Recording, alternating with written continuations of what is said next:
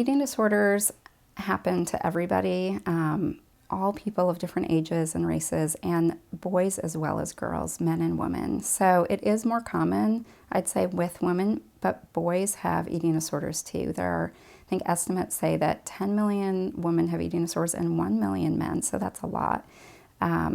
It is harder to detect in a male, I would say. It's much less identified, and there's a number of reasons for that. Boys probably don't come forward as much as females. They tend to want to tough it out or not be associated with what's known as more of a female problem.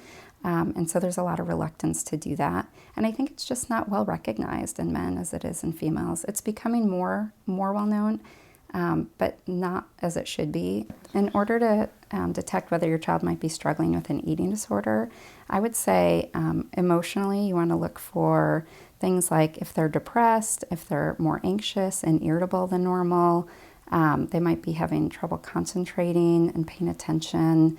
Lots of parents say that their child has just changed. There's something different about them. Typically when you're eating with your child, you notice a lot of eating disorder behaviors, and those would be things like picking apart their food or taking very tiny bites or eating too fast or too slow. So when you have somebody restricting their intake, they're typically cutting out the foods from their diet. But if you have somebody that tends to be binging when people aren't around, that tends to happen at night or after school, and families might notice there's a lot of empty wrappers, for example, that they find in their rooms, or food is missing from the pantry. Usually what starts to happen is your adolescent might decide that they want to go on a diet in order to become more healthy.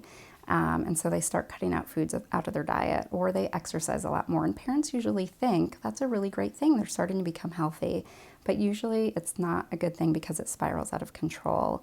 And so what happens is they stop completely eating certain food groups. They start labeling foods as good or bad.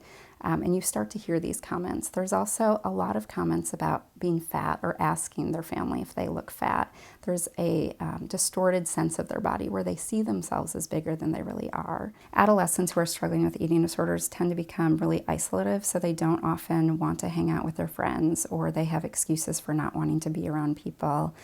They lose interest in things that they used to enjoy. They might be spending a lot of time in their room, and oftentimes they might be on the computer, and parents want to make sure they're looking out for what it is that they're looking at. So there's things called pro-ana and pro-mia sites that give tips and tricks on how to be an anorexic or how to be bulimic, and those are really negative influences.